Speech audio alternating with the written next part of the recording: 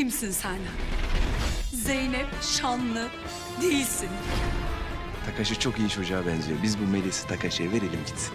Ne diyorsun oğlum? Hasretme adama. Sen oynamaya devam et komiser. Bir sorun vardı, sorabilir miyim? Ne? Sabahtan beri beynimi kemirip duruyor. Ben sana demedim mi bunlar çapkınlık yapıyor diye?